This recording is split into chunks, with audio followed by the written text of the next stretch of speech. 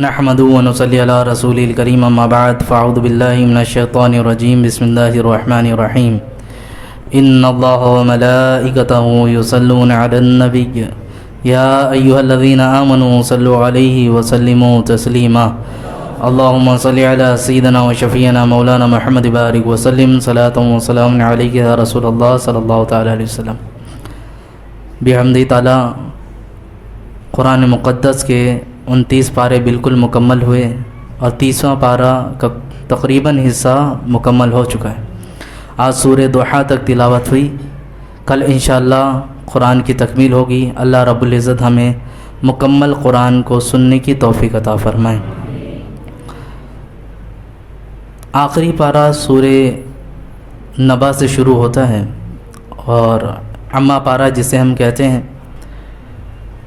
اما پارہ کے اندر تقریباً جو شروعاتی سورے ہیں اگر آپ ان کو اٹھا کر دیکھیں، سورہ نبا ہو، سورہ عبس، سورہ انفطار، سورہ تکویر، یہ سب سورتوں کے اندر ایک چیز ضرور آپ کو ملے گی کہ اللہ رب العزت نے قیامت کا ذکر کیا ہے۔ اس میں محشر میں کیا ہونے والا ہے، کیا چیزیں ہیں، اس کا تذکرہ کیا ہے اللہ رب العزت نے۔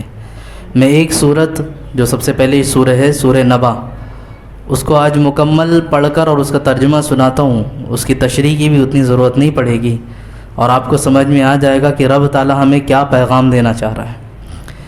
سورہ نبا میں اللہ رب العزت ارشاد فرماتا ہے، عم یتسالون، لوگ آپس میں کس چیز کے بارے میں سوال کر رہے ہیں، عن النبأ العظیم، بڑی خبر کے متعلق، الذی ہم فیہ مختلفون، جس میں انہیں اختلاف ہے۔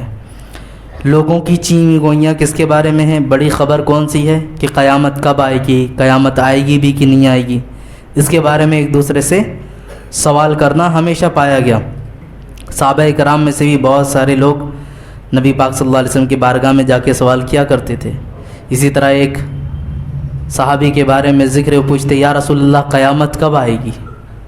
تب آپ نے فرمایا، کیا تم نے قیامت کی تیاری کر لی ہے؟ اس نے کہا نہیں، نہ میرے پاس روزوں کے ذخیرے ہیں، کوئی چیز نہیں ہے، بس آپ کی محبت ہے۔ اتنا کہا کہ آپ سے محبت کرتا ہوں، اور یہی اس کی کامیابی کی دلیل بن گئی۔ تو قیامت کا سوال کرنا ہر وقت پایا گیا، اور اس وقت رسول پاک صلی اللہ علیہ وسلم نے جو اشارہ کر کے بتایا کہ مجھ میں اور قیامت کے درمیان اتنا فاصلہ ہے، یہ انگلیوں کا اشارہ کر کے بتانا گویا ڈرانا تھا کہ قیامت بہت قریب ہے، وقت کب گزر جائے گا پتہ بھی نہیں چلے گا، اور جس طرح ہم قیامت کے قریب پہنچیں گے، وقت میں برکتیں دن بدن ختم ہوتی ہمیں نظر آئیں گی۔ اس طرح وقت میں برکتیں ختم ہوگی۔ آج ہم دیکھ لیں، یہ رمضان کا مہینہ شروع تھا، پہلی تراویح تھی، آج آخری تراویح پر پہنچے، ایسا نہیں لگتا کل کا ہی ایک ماحول تھا۔ یہ بالکل ایسے ہی ہمارے بچپن ہی کوئی دیکھ لیں، کب بچپن میں تھے، پڑھائی کا دورہ چل رہا تھا، آج وہ ساری چیزیں ختم ہیں، ہم جوانی کی دہلیز پر ہیں۔ جو جوان تھے وہ اپنی جوانی کو یاد کر رہے ہوں گے کہ کب بڑھاپا آ گیا ہمیں پتہ بھی نہیں چلا۔ تو یہ وقت کو سرعت کے ساتھ گزرنا، ساری چیزیں ہونا، یہ قیامت کی نشانیوں میں سے ہے۔ اب رب تعالیٰ نے جہاں یہ باتیں فرمائیں وہیں پر یہ خبردار کر دیا، کلا سیعلمون ثم کلا سیعلمون، خبردار وہ جان جائیں گے، خبردار ان قریب وہ جان جائیں گے۔ دو بار رب تعالیٰ فرما رہا ہے۔ یہ جو انکار کر رہے ہیں، اختلاف کر رہے ہیں نا، پریشان مت ہو، یہ جان جائیں گے۔ جب مریں گے اور قبر میں پہنچیں گے تو بھی جان جائیں گے کہ قبر کی حقانیت کیا ہے۔ یہ قبر میں جانا ہے، یہاں عذاب ہونا ہے، اور مرنے کے بعد جب اٹھائے جائیں گے، رب کے سامنے پیشی ہوگی، تب تو اور زیادہ انہیں یقین ہو جائے گا۔ تو رب تعالیٰ خبردار کر کے بتا رہا، خبردار وہ جان جائیں گے۔ تو یہ جان جانا صراحت کے ساتھ فرمایا گیا۔ پھر اب اللہ رب العزت اپنے احسانات گنا رہا ہے کہ دنیا بنائی تو کس طرح تمہارے لیے، صرف تم کو پیدا کر کے بے چارہ مددگار چھوڑ نہیں دیا، تمام چیزوں کو تمہارے لیے مسخر کیا۔ الم نجعل الارض مہادا، کیا ہم نے زمین کو تمہارے لیے نہیں بچھا دیا؟ اللہ فرماتا ہے الم نجعل الارض مہادا والجبال اوتادا، اور پہاڑوں کو میخ بنا کر اس میں گاڑ دیا۔ آپ کو پتہ ہوگا یہ پوری روئے زمین کس پر بنی ہے؟ پانی کے اوپر۔ آپ پانی کے اوپر کوئی بھی چیز، آپ کے پاس چھوٹا ٹب ہو یا باٹ وغیرہ جیسا رہتا ہے، اس بات میں جا کر آپ کوئی چیز ڈالیں ڈالنے کے بعد چاہے جیسی ہو اس کے اندر حرکت پیدا ہوتی رہتی ہے، اس کا ہلنا پایا جاتا کہ نہیں؟ یہاں تک بڑی بڑی شپیں دیکھ لیں، ناؤ دیکھ لیں آپ، اس کے اندر حرکت ہوتی ہے کہ نہیں چلنے پر؟ حالانکہ اتنی بڑی ہے لیکن پھر بھی ہل رہی ہے۔ تو دنیا کو جب اللہ رب العزت نے پانی پر بنایا تو اس کا بھی ہلنا پایا جانا چاہیے تھا، لیکن اللہ رب العزت نے میخ بنا کر پہاڑوں کو وہاں متعین کر دیا، وہاں پہ فکس کر دیا۔ اور پہاڑ کی حالت کیا ہے معلوم ہے آپ کو؟ جتنے بڑے وہ سامنے نظر آتے ہیں، کہا گیا اس کا 3 گنا وہ نیچے بڑا ہوتا ہے۔ پہاڑ کی حالت ہمیں لمبائی میں جس طرح سامنے دکھتا ہے، اس کی 3 گنا وہ نیچے ہوتا ہے، اس کی لمبائی نیچے ہوتی ہے۔ تو اب ذرا سوچ لے پہاڑوں کو کتنی حد تک اللہ رب العزت نے ڈالا۔ تو یہ زمین پر اللہ نے میخ بنا بنا کر اللہ تعالیٰ نے پہاڑوں کو وہاں پر جما دیا ہے تاکہ یہ زمین ہلنے نہ پائے۔ اگر یہ پہاڑ نہ ہوتے تو روزانہ بھوکمپ آ رہا ہوتا۔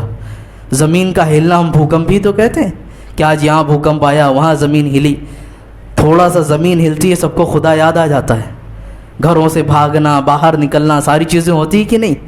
اور عزیزان مکرم یہ پہاڑ کا کھسکنا اسی لیے ہوتا ہے، وہ ذرا سا کھسکتا ہے، دکھتا تو ایسے یہ پہاڑ تھا، جو کھسکا اس کے اوپر جو بسے تھے ان پہ ہی تکلیف آنا چاہیے تھا، لیکن پہاڑ کا کھسکنا ہوتا ہے، اثرات بہت کلومیٹر دور تک جاتے ہیں، نہ جانے کتنے گاؤں تک اس کے اثر ہوتے ہیں۔ وجہ کیا ہے اس کی؟ کیونکہ پہاڑ کی جو نیچے کیل کی طرح، آپ نے کیل کی مثال دی گئی یہاں پہ، ذرا غور کریں، اور کیل کو جب ٹھوکا جاتا ہے تو اوپر کم دکھتا اور نیچے جس جگہ ٹھوکی جاتی وہاں زیادہ ہوتی ہے۔ اللہ رب العزت نے میخ فرمایا، تو یہ بات ذرا دھیان میں رکھیے۔ تو اب اللہ تعالیٰ فرما رہے ہم نے زمین کو بچھونا بنا دیا اور پہاڑ کو میخ بنا کے چھوڑا، وَخَلَقْنَاكُمْ أَزْوَاجًا، اور تمہارے لیے جوڑے پیدا فرمائے ہیں۔ پریشان مت ہو، ابھی ادھر ادھر منہ مارنے کی ضرورت نہیں، تمہاری پیدائش ہوئی ہے تو تمہارے لیے جوڑے کو تیار کیا گیا ہے۔ اپنے آپ کو گناہوں میں مبتلا مت کرو، اسی لیے شریعت نے ہر کسی کا جوڑا بنایا ہے۔ آپ جانور سے لے کر انسانوں تک دکھ ڈالیں، کسی کو ایسے نہیں چھوڑا گیا کہ ایک جانور دوسرے اپنے جنس کے علاوہ دوسرے جانور کے ساتھ اپنی خواہش کو پوری کرے۔ ایسا نہیں کہ کتے کے ساتھ اس کی فیمیل کتیا نہیں ہوتی، بلکہ وہ بکریوں کے ساتھ اپنی خواہش کو پوری کرے۔ کتا بھی ہوتی ہے، کتیا بھی ہوتی ہے، بکرا بھی ہوتا ہے، بکری بھی ہوتی ہے۔ انسانوں میں بھی مرد بھی ہیں، عورت بھی ہیں، سب کو جوڑوں کے ساتھ پیدا کیا اللہ نے تاکہ اپنے جنس کے ساتھ خواہش کو پورا کرے۔ لیکن ہائے افسوس، آج کیا انسان اپنی جنس کے علاوہ غیروں سے بھی خواہشوں کو پوری کرتا نظر آ رہا ہے۔ یہ ساری چیزیں کیا ہیں؟ اللہ کے حکم کے نافرمانی کرنا ہے۔ اللہ نے کیا فرمایا؟ ہم نے تم کو جوڑ پیدا کیا اور وہ جوڑ کے علاوہ دوسروں کے ساتھ خواہشوں کو پوری کرے، تو یہ رب تعالیٰ کی نافرمانی ہے۔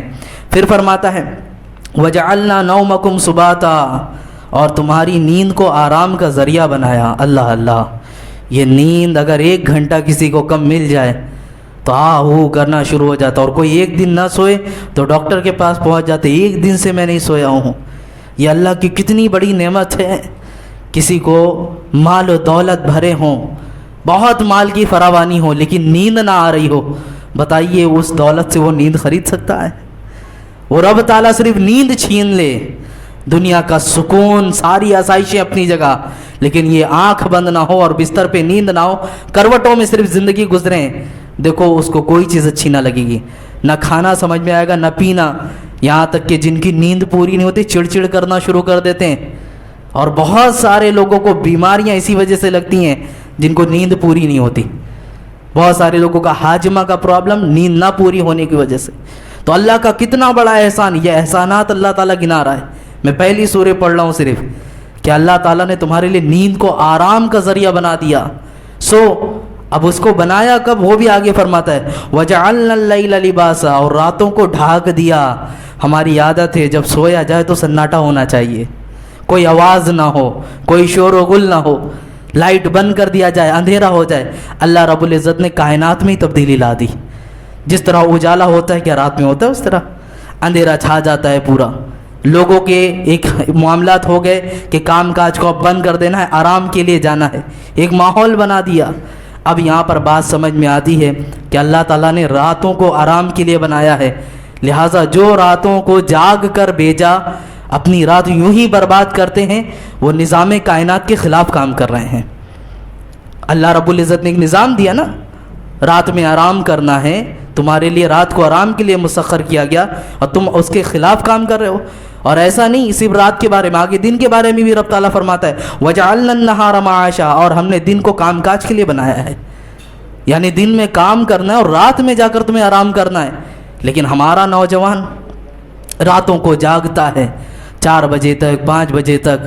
عزیزان مکرم، اور بہت سارے ایسے بھی ہیں، آپ جاؤ راستے میں دیکھنا، شب برات شب قدر جب رہتی ہے ساری عبادتیں روڈوں پہ ہو رہی ہوتی ان کی، مسالے بھی چل رہے ہیں، گٹکا بھی چل رہا ہے، پان سیڑھی سگریٹ سب چالو رہتا ہے. وہ الگ ہی، گھر والے تو یہی سوچتے ہیں کہ بچہ عبادت کے لیے نکلا ہوا ہے. اور کئی بچے ایسے بھی ہوتے ہیں جو حادثے کے شکار ہو جاتے ہیں بائک رائڈنگ کرتے ہوئے. یہ حادثات سارے آپ لوگ دیکھتے ہیں. عزیزان مکرم، نظام کے خلاف کام کرو گے تو سزائیں ملیں گی، اور یہ باڈی تمہاری خود ساتھ نہ دے گی. آپ دیکھ لیں راتوں کو جاگنے والے، ان کے اندر کوئی نہ کوئی بیماریاں پائی جاتی ہیں، کسی نہ کسی اعتبار سے وہ مریض بن ہی جاتے ہیں. جو ٹائم ٹو ٹائم کرنا سیکھ لیں، راتوں کو جاگنا نہیں بلکہ راتوں کو سوئیں، دن میں کام کریں، ان کی زندگی خود بھی دیکھیں گے وہ بیماریوں سے کتنا پاک صاف نظر آئیں گے. تو بہرکیف اللہ تعالیٰ نے فرمایا وَجَعَلْنَا النَّهَارَ مَعَاشًا وَبَنَيْنَا فَوْقَكُمْ سَبْعًا شِدَادًا، اور ساتھ میں کیا فرمایا، اور تمہارے اوپر، یہاں رب تعالیٰ ارشاد فرماتا ہے کہ تمہارے اوپر 7 مضبوط آسمان بنائے. ہمارے اوپر کتنے؟ 7 مضبوط آسمان. کسی چیز کی مضبوطی بنانی ہو تو پلر کا انتظام ہوتا ہے نا. ابھی ہماری مسجد ہی تعمیر ہوئی ہے، آپ کو گھر بھی بنانا ہو تو آپ اس کی مضبوطی کے لیے اس کی جو بنیاد ہوتی ہے سب سے مضبوط بناتے ہیں. تبھی تو یہ کہتے ہیں کہ اس کے اوپر کتنے فلور جائیں گے، 1 فلور 2 فلور کتنے فلور بنانا ہمیں، تب تو مضبوطی آئے گی. اور جب مضبوطی آپ سکون کے ساتھ سوتے ہیں، میاں کوئی پلر ہی نہ ہو، خالی تعمیر کرتے چلے جاؤ، رکے گا. لیکن اللہ رب العزت نے اس آسمان کو اتنا مضبوط بنایا ہے. روایتوں میں ہیں، ہم نے اپنے استاد سے سنا کہ ایک آسمان کی موٹائی، جیسے یہاں سے تقریباً آپ پونے کے قریب لے لیں، اتنی خالی اس کی موٹائی ہے. موٹاپن سمجھتے، یہ موٹاپن ہوتا ہے جو اس کو موٹاپن کہتے ہیں، یہ موٹائی ہے اس کی خالی. اتنا موٹا ایک آسمان کی پرت ہے. تو اس طرح 7 آسمان ہیں. اب ذرا سوچیں، یہاں پر ایک بات یہ بھی سمجھ میں آتی ہے، جب رب تعالیٰ نے اتنے مضبوط آسمان کو بنایا تو بغیر پلر کے کیسے رکا ہوا ہے؟ ہم دنیا کی ایک چھت کے نیچے سونے کے لیے اتنی مضبوطی کا خیال رکھتے ہیں، اور جب دیکھیں بھوکمپ آتا ہے تو گھر میں نہیں رکتے، کیا کہتے؟ باہر چلو. کیونکہ اپنے بنائے ہوئے چھت پہ ہمیں بھروسہ نہیں، رب پہ کائنات کے بنائے ہوئے چھت پہ بھروسہ ہے. میدانوں میں نکل آؤ، جمع ہو جاؤ. یہ ساری چیزیں کرتے ہیں کہ نہیں کرتے؟ عزیزان مکرم، یہ رب تعالیٰ احسان گنا رہا ہے کہ تمہارا بنایا ہوا کمزور ہے. 7 آسمان بنا دیے اللہ تعالیٰ نے، اور اتنے مضبوط آسمان ہیں. اب یہاں پر ایک بات رک کر میں یہ بھی عرض کروں، اتنا موٹا آسمان ایک ساتھ ہے. اللہ رب العزت نے جب اپنے محبوب کو معراج پہ بلایا تھا تو اللہ کے رسول صلی اللہ علیہ وسلم جسم و جسمانیت کے ساتھ 7 آسمان پار کیے تھے. اگر کوئی یہ کہے کہ نبی پاک صلی اللہ علیہ وسلم ہمارے جیسے ہیں، بشر ہیں، تو ہم جیسے تو اس طرح چھتوں کو پار کر سکتے ہیں، پھاڑ کے نکل سکتے ہیں. لیکن ہاں، اگر کوئی موٹی چیز ہے، ٹرانسپیرنٹ ہے، اس کے اندر آپ لائٹ مارے تو لائٹ ایک جانب سے دوسری جانب نکلتی نظر آتی ہے. ہمیں 7 آسمان اوپر تک نظر آتا ہے کہ نہیں؟ کوئی چیز نہیں، یہ ٹرانسپیرنٹ ہے. پتہ کیا چلا؟ رسول پاک صلی اللہ علیہ وسلم نور ہیں، اس لیے آپ نے ساروں آسمان پار کیے. یہاں سے یہ بات سمجھ میں آتی ہے. بہرکیف اللہ تعالیٰ یہاں پہ ارشاد فرماتا ہے کہ ہم نے تمہارے لیے 7 آسمان مضبوط بنائے، اور پھر فرماتا ہے وَجَعَلْنَا سِرَاجًا وَهَّاجًا، اور ایک نہایت چمکدار سورج بنایا، چمکدار چراغ بنایا جس کے نکلنے پر روشنی ہوتی ہے. آج بہت سارے لوگ سورج کی پوجا کرتے ہیں.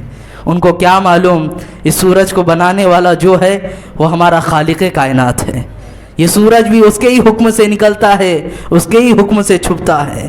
لوگوں نے ان کو ہی دیوتا بھگوان بنا لیا. اللہ تعالیٰ یہاں ارشاد فرماتا ہے ہم نے تمہارے لیے بنائے یہ ساری چیزیں. پھر فرماتا ہے وَأَنزَلْنَا مِنَ الْمُعْصِرَاتِ مَاءً ثَجَّاجًا، اور بدلیوں سے زوردار پانی اتارا. آسمان سے تمہارے لیے بارش برساتا ہے نا عزیزان مکرم، اس کا یہ بارش برسانا، جس طرح بارش برستی ہے، بارش گرتی ہے، فرمایا کہ حدیث پاک میں ایک ایک بوند کو ایک ایک فرشتہ لا کر زمین پر چھوڑتا ہے.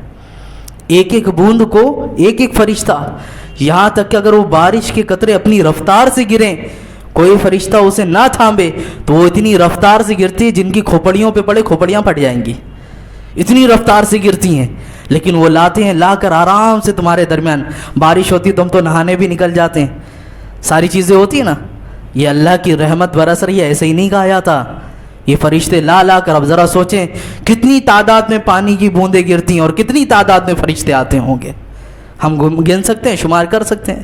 تو اللہ رب العزت نے بارش کا انتظام فرما دیا، ساتھ ہی ساتھ پھر اللہ تعالیٰ ارشاد فرماتا ہے لِنُخْرِجَ بِهِ حَبًّا وَنَبَاتًا، تاکہ اس کے ذریعے اناج اور سبزہ نکالے۔ یہ ساری چیزیں کس کے لیے؟ ہمارے لیے۔ جو لوگ آخرت کے بارے میں سوال کر رہے، اختلاف کر رہے ہیں نا، اللہ ان کو بتا رہا ہے کس بات کے اختلاف کر رہے ہو، کیا تمہیں یقین نہیں ہے؟ خبردار کر کے رب تعالیٰ نے بتایا، اب فرما رہا ہے کہ تمہارے لیے اناج کو نکالا جائے گا، اور ساتھ ساتھ پھر فرماتا ہے وَجَنَّاتٍ أَلْفَافًا، اور گھنے باغات بنائے گا، کس سے؟ ان بارشوں کے ذریعے تمہارے لیے باغات ہرے بھرے ہوں گے۔ جب بارش ہوتی ہے آپ دیکھ لیں، پہاڑ بھی ہرے بھرے نظر آتے ہیں، جنگلات بھی ہرے بھرے ہو جاتے ہیں، سارے نہیں ہوتے؟ یہ ساون کا مہینہ آنے کے بعد ایک موسم بڑا تبدیل نظر آتا ہے۔ تو یہ تمام چیزیں احسان کے طور پہ رب تعالیٰ نے بتایا۔ اب اس کے بعد اللہ رب العزت کے انداز کلام دیکھو، یہ سارے احسانات گنانے کے بعد اب رب تعالیٰ فرماتا ہے اِنَّ يَوْمَ الْفَصْلِ كَانَ مِيقَاتًا، بے شک فیصلے کا دن ایک مقرر ہے۔ اتنی ساری چیزیں ہیں، اب اس کے باوجود تم جھٹلاؤ گے، اختلاف کرو گے، بحث و مباحثہ کرو گے، تو فیصلے کا دن ہے، پتہ چل جائے گا تمہیں اس وقت کون خالق کون مالک ہے، ساری چیزیں پتہ چلیں گی۔ پھر رب تعالیٰ آگے ارشاد فرماتا ہے اب قیامت کس طرح آئے گی، اس کا ایک منظر پیش کیا، یوم ينفخ فی الصور فتأتون افواجا، پھر فرماتے جس دن سور پھونکیں گے، پھونک ماری جائے گی تو تم فوج در فوج چلے آؤ گے، تم فوج در فوج چلے آؤ گے۔ سور پھونکی جائے گی جب تو تمام لوگ ہلاک ہوئیں گے، دوبارہ سور پھونکا جائے گا تو سب اپنی قبروں سے اٹھیں گے، سنا تھا نا اپنے بیانات میں، تو اس کی طرف رب تعالیٰ اشارہ کر رہا ہے کہ جب سور پھونکا جائے گا تو سب فوج در فوج اٹھ کر آنا شروع کر دیں گے۔ پھر آگے ارشاد فرماتا ہے وَفُتِحَتِ السَّمَاءُ فَكَانَتْ أَبْوَابًا وَسُيِّرَتِ الْجِبَالُ فَكَانَتْ سَرَابًا، اور آسمان کھول دیا جائے گا تو وہ دروازے بن جائیں گے، اور پہاڑ چلائے جائیں گے تو وہ ایسے ہو جائیں گے جیسے باریک چمکتی ہوئی ریت جو دور سے پانی کا دھوکہ دیتی ہے۔ ریگستان میں کبھی آپ جائیں، یہ پہاڑوں کے بارے میں پہلی بات بتایا گیا کہ پہاڑے چلائے جائیں گے، میں نے کہا پہاڑ ہلکا سا کھسک جائے کہاں تک اثر پہنچتا ہے؟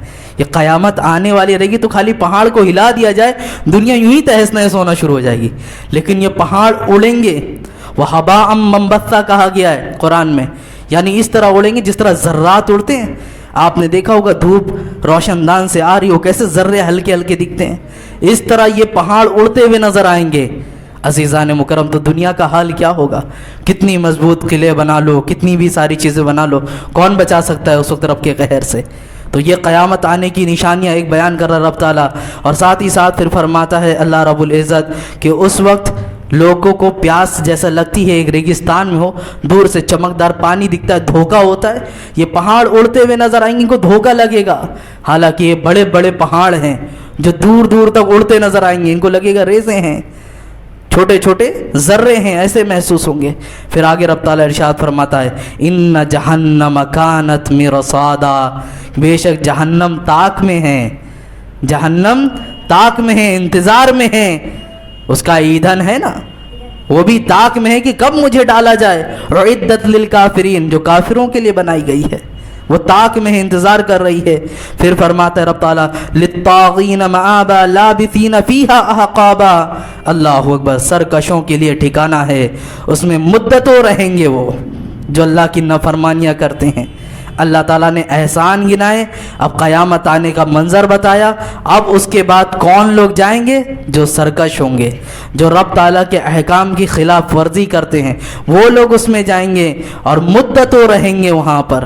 اللہ اکبر۔ پھر ساتھ ساتھ اللہ تعالیٰ فرماتا ہے لا يذوقون فیہا بردا ولا شرابا، اس میں کسی طرح کی ٹھنڈک کا مزہ نہ چکھیں گے، کوئی ٹھنڈک میسر نہ آئے گی، صرف گرماہٹ۔ ہم ذرا سا روزہ رکھتے ہیں، صبح سے شام تک بھوکے پیاسے ہوتے ہیں، اس وقت پانی پینے کی جو ہمیں طلب لگتی ہے، ہم یہی چاہتے ہیں نا ٹھنڈا ٹھنڈا پانی مل جائے، وہ ایک ٹھنڈا پانی جیسے ہی حلق کے نیچے اترتا ہے سمجھ میں آتی ہے رب تعالیٰ کی کتنی بڑی نعمت ہمیں میسر آئی، وہ سمجھ میں آتی کہ نہیں؟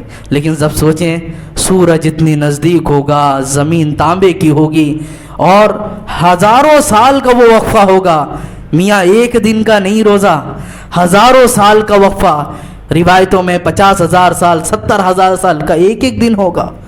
ذرا آپ سوچیں اس دن وہاں پہ موجود ہونا، کتنی شدت کی پیاس ہوگی، کیا سارے منظر ہوں گے، کوئی ٹھنڈا پانی نہیں ملنے والا، اور جو جہنم میں گیا تو اس کا تو فیصلہ ہو چکا ہے، وہ تو صرف عذاب کو چکھے گا۔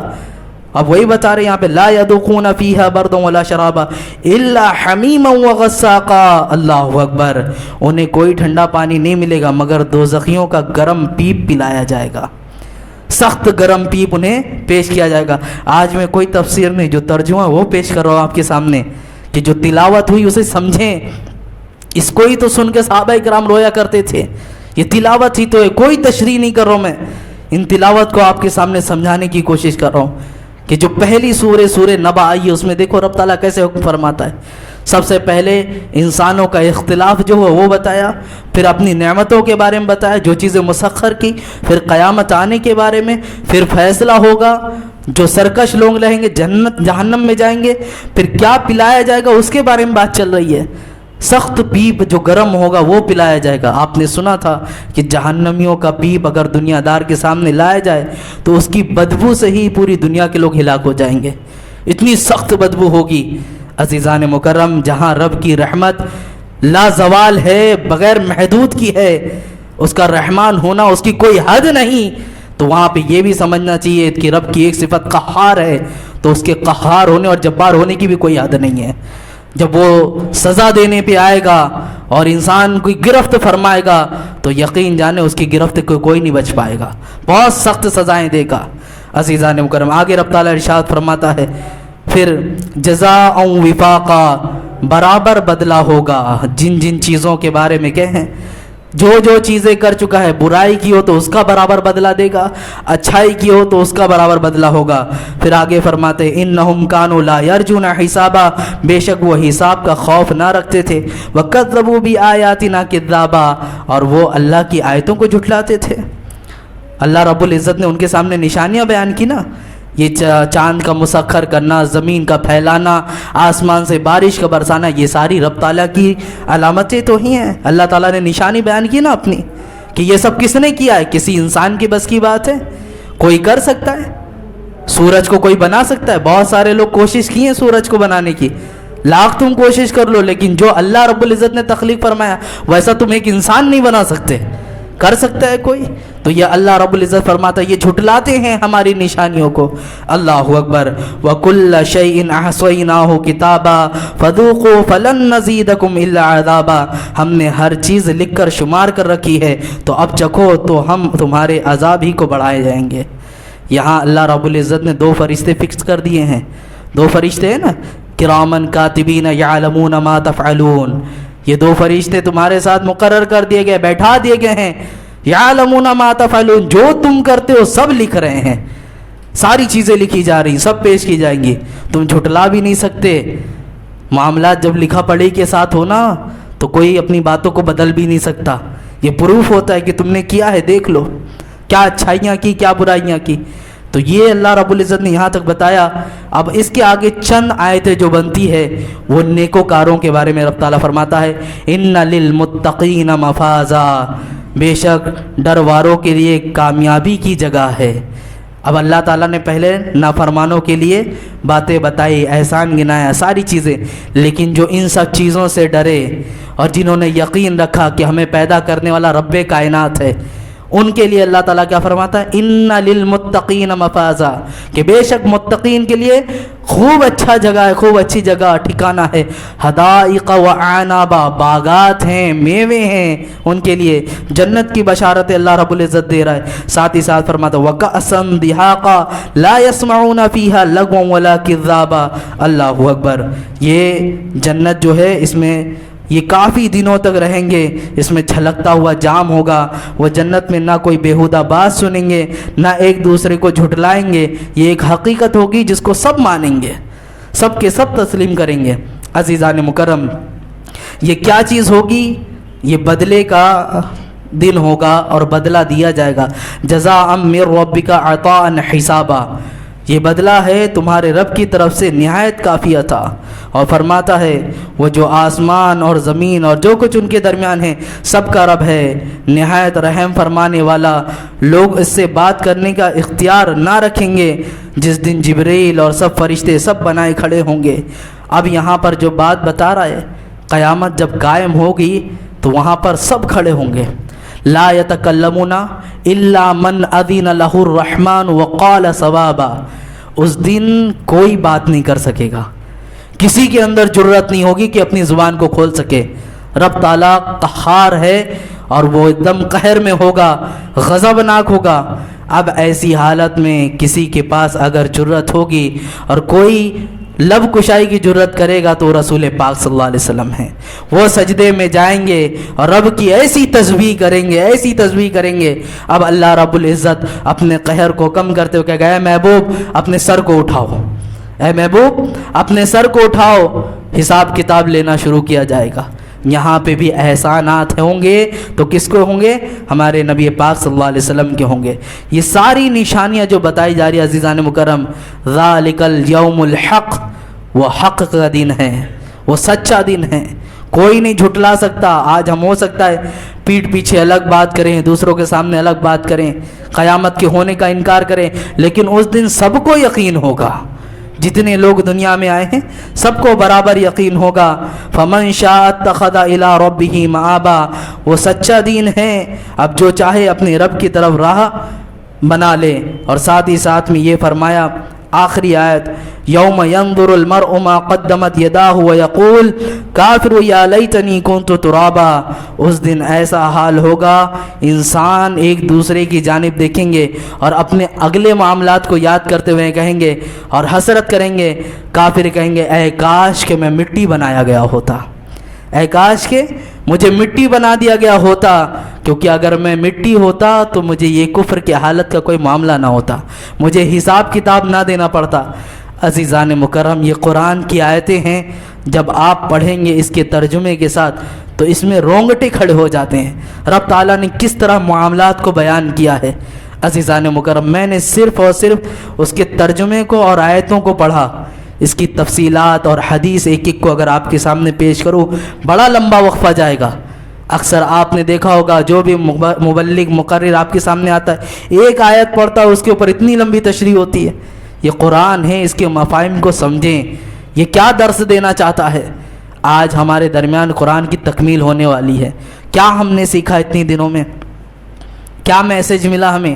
بس یہی کہ تراویح ہمارے لیے ضروری تھی، آنا تھا، ہمیں سن کے جانا تھا. یہی چیز، یہ ایک خبر ہے، پیغام ہے. یہ جو تفسیر کا سلسلہ رکھا گیا دراصل وجہ ہی اس کی یہی تھی تاکہ ہم اس کے پیغام کو سمجھ سکیں. آج کے دن ہمیں کیا پیغام ملا، کل کے دن ہمیں کیا پیغام ملا، جو انبیاء علیہ السلام کی زندگی بتائی گئی اس سے ذریعے ہمیں کون سا درس ملا، ہمیں زندگی کو کس طرح گزارنا ہے، صحیح طریقے گزارنے والوں کے لیے کیا نعمتیں ہیں، سرکشی کرنے والوں کے لیے کیا ساری چیزیں، وہ شروعات سے بتائی گئی اور آخر پارے تک بتائی جا رہی ہے. یہ آخر پارے تک بتائی جا رہی ہے عزیزان مکرم. اور بھی بہت ساری آیتیں گزری، سورہ گزری، سورہ بلد میں بھی بہت تفصیل ہے. اللہ تعالیٰ قسمیں کھا کھا کر یہاں پر بتا رہا ہے. اللہ تعالیٰ قرآن مجید میں ارشاد فرماتا لا اقسم بہذا البلد وانت حل بہذا البلد ووالد وما ولد. مجھے اس شہر کی قسم ہے جبکہ تم اس شہر میں تشریف فرما ہو. پھر فرماتے اور باپ کی قسم اور اس کی اولاد کی قسم، لقد خلقنا الانسان فی کبد، یقیناً بے شک ہم نے آدمی کو مشقت میں رہتا پیدا کیا ہے. اب یہاں پر اس کی تشریح اگر کرتے بیٹھوں میں تو بہت لمبا وقفہ جائے گا. مختصر اتنا بتانا چاہتا ہوں، یہاں رسول پاک صلی اللہ علیہ وسلم کی شان بھی بیان کی جا رہی ہے. حضور صلی اللہ علیہ وسلم کی اللہ تعالیٰ قسم فرما رہا ہے. قسم کس کو کھانے کی ضرورت پڑتی ہے؟ جبکہ سامنے والا باتوں کو یقین نہ کر رہا ہو، یا سامنے والا ذہن کے اعتبار سے تھوڑا ایسا ہو کہ بات کو یقین کرنے کے لیے، یقین دلانے کے لیے اسے ایسی چیز کرنی پڑے جس کی وجہ سے یقین کھائے. تو ہم ایسے ہی کرتے نا، قسم کھا کھا کر اسے بتاتے ہیں کہ اس کی قسم، اس کی قسم، یہ بات سچ ہے. اب یہاں قسم کھانے والا رب تعالیٰ ہے. اور کس کی قسم کھا رہے ہیں؟ نبی پاک صلی اللہ علیہ وسلم کی شہر کی قسم، کہ قسم ہے اس شہر کی جس میں آپ ہیں. تو اب اس میں بہت سارے لوگوں کا اختلاف اور بہت ساری چیزیں، کچھ نے کہا کہ مکہ مکرمہ افضل ہے، کچھ نے کہا مدینہ افضل ہے. بہرکیف حضرت شیخ عبدالحق محدث دہلوی رحمۃ اللہ تعالیٰ علیہ نے جو فرمایا وہی میں بھی کہتا ہوں. آپ نے فرمایا جب تک نبی مکہ میں تھے مکہ افضل تھا، جب نبی مدینے میں آگے تو مدینہ افضل ہو گیا ہے. یہ خالی میں بھی کہنا چاہوں گا، سارے اختلافات اپنی جگہ. پھر دوسری قسم جو کھائی گئی اس میں بھی بہت اختلاف ہے کہ باپ کی قسم اور اولاد کی قسم. یہ باپ کون ہے؟ تو باپ سے مراد یہاں حضرت ابراہیم علیہ السلام بھی ہیں. بعض روایتوں میں حضرت آدم علیہ السلام کو لیا گیا، بعض روایتوں میں ہے کہ نبی پاک صلی اللہ علیہ وسلم ہے، اور اولاد سے مراد یہاں پہ امت محمدیہ ہے. اس کی قسم کھائی جا رہی ہے. پھر اس کے بعد بتایا جاتا ہے کہ شہر کی قسم کھائی گئی، باپ کی قسم کھائی گئی. یہ تینوں جو قسمیں کھائی گئیں اولاد کی قسم کے ساتھ، آخر میں انسان کے بارے میں جو بتایا وہ بات میں نے عرض کرنی ہے. ان تینوں قسموں کھانے کے بعد جواب اب بتا رہے رب تعالیٰ کہ بے شک ہم نے انسان کو تکلیف میں پیدا کیا ہے. آپ ذرا اپنی پیدائش پہ غور کر لیں ایک بار. ماں کی پیٹ میں تھے، 3 جھلیوں کے ساتھ تھے، پیدا ہوئے. کیا آپ چلنا جانتے تھے؟ جب تک روتے نہیں تب تک دودھ بھی بچوں کو میسر نہیں آتا. یہ رونے کا سلیقہ، چلنے کے لیے پاؤں میں کون حرکت دیتا ہے تمہیں؟ کون طاقت دیتا ہے؟ اپنی بے بسی کو محسوس کرنا سیکھو. رب تعالیٰ نے جو بتایا نا تکلیف میں پیدا کیا، ساری تکلیفیں تھیں کہ نہیں تھیں؟ ماں کے ذریعے تمہیں لفظ تو لفظ رٹایا. ماں ایک ایک بچے کو دیکھیں، ماں کیسے ایک ایک الفاظ کو رٹاتی ہے. ابا بولنا، اماں بولنا، یہ ساری چیزیں سکھاتی کہ نہیں؟ یہ کس کے ذریعے ہوا؟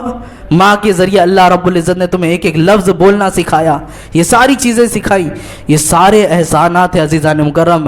بڑے ہونے کے بعد یہ سب فراموش کرتا ہے بندہ، ساری چیزیں. اب تو ایسا ہے کہ بولتا ہے تو اس کی طوطی بولتے ہیں. اب تو ایسا ہے کہ طاقت اتنے ہیں کہ شیروں کو نچا لیتا ہے. اب تو ایسے ہیں کہ لوگوں کے سامنے بات کرتا ہے تو لوگوں کے سامنے رعب پیدا ہوتا ہے. ساری چیزیں ہیں، لیکن کیا آپ نے اس دن کو بھول گیا جب تو پیدا ہوا تھا تو کس حالت میں تھا؟ اب یاد رکھنا، اگرچہ جوانی میں آنے کے بعد تمہارے پاس بہت طاقت ہے، بہت ساری چیزیں مہارت حاصل کر لیا. سورہ یاسین میں اللہ رب العزت نے فرمایا ہے نعمرہ وننکسہ فی الخلق، ہم واپس تمہیں اسی حالت پہ لوٹائیں گے جس طرح پیدا کیا گیا تھا. آپ کبھی بھی میچ کر کے دیکھ لینا، ایک بچے کی پرورش ہو یا ایک بیڈ پہ لیٹا ہوا بوڑھا ہو، دونوں کی پرورش میں کتنا برابری رہتی ہے. جو بیڈ سے نہیں اٹھ سکتا، آپ بچے کو بھی دیکھیں، اس کا پیشاب پاخانہ صاف کرنا پڑتا ہے. جو بوڑھا اس قابل نہ ہو کہ اٹھ دھل سکے، اس کے ساتھ بھی وہی ہوتا ہے. بچوں کو لکوڈ کی چیز پلائی جاتی ہے، اور یہاں جب بوڑھا بہت سخت بیمار ہو جائے تو ڈاکٹر انہیں بھی بول دیتا ہے سخت غذائیں مت دو، پتلی لکوڈ والی چیز پلاؤ. ہاتھ پیر میں ادھر بچوں کی بھی طاقت نہیں ہوتی، نہیں کھڑے ہو سکتے، ادھر بوڑھے کا بھی حال ہوتا ہے کہ وہ بھی اپنے بستر سے نہیں کھڑا ہو پاتا. یہ ساری چیز ہے کہ نہیں؟ قرآن نے وعدہ کیا اب یہ جو دنیا میں ہمارے آنے کی مدت ہے اور ہم جو زندگیاں گزارتے ہیں یہ محض اور محض آزمائش ہے.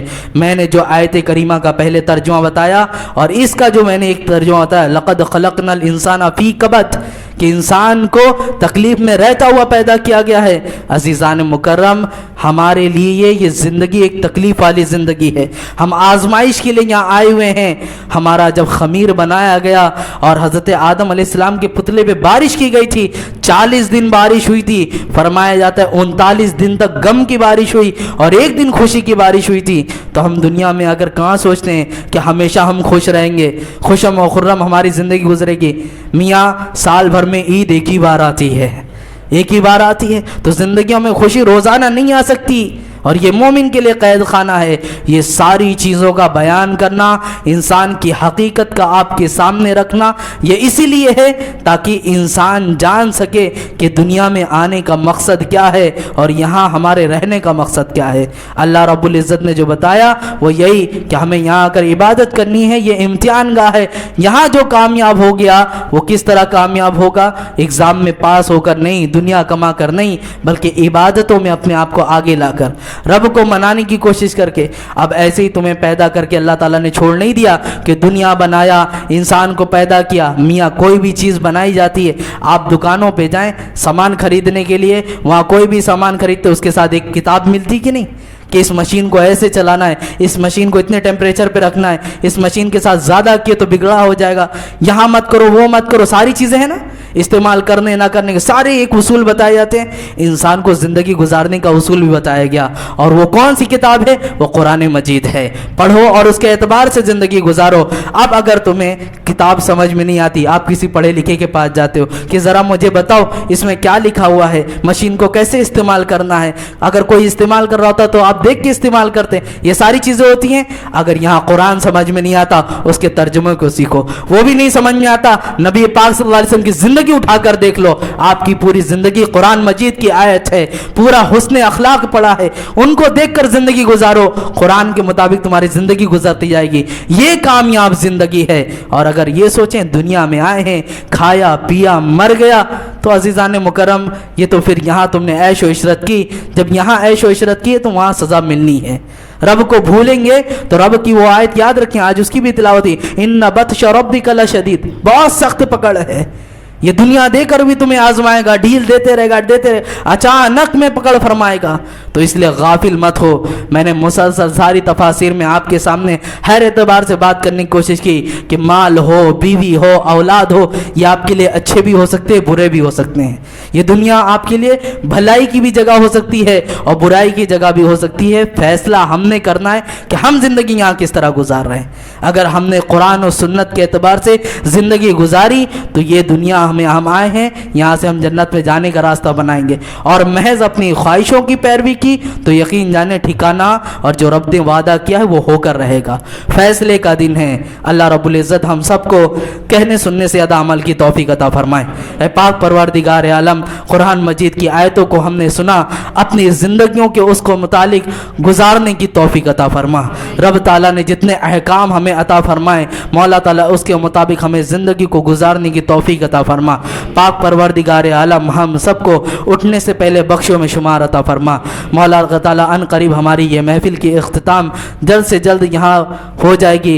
اے اللہ ہماری ان محافلوں کو اپنی بارگاہ میں قبول و مقبول فرما. اب تک جو بھی بیان ہوا, جو کچھ کہا مولا, اس میں قصداً سہواً کوئی بھی غلطی سرزد ہوئی ہو مولا تو ہم تیرے ہی بندے ہیں, تو ہم سب کو معاف فرما. یہاں ہم میں سے جس کا تجھے بیٹھنا, سننا, پڑھنا پسند آیا, اس کے صدقے میں ہماری عبادتوں کو قبول فرما. مولا تعالی ہم نے اپنے بڑے بوڑھے بچوں نوجوانوں کو, گھر کے تمام افراد کو تیرے حفظوں میں امان میں دیا. ان کی جان مال آبرو عزت کی حفاظت فرما. ان سب کی طرف اٹھنے والی نگاہ بد کو تو خاک میں ملا دے. اے پاک پروردگار عالم ہماری مساجد کی تو حفاظت فرما. غیروں کے بد منصوبے سے ان کی حفاظت فرما. پاک پروردگار عالم جب تک جیے ایمان پہ زندہ رکھ, جب موت آنی ہو تو ایمان پر ہی موت عطا فرما. استغفر اللہ ربی من کل ذنب واتوب الیہ.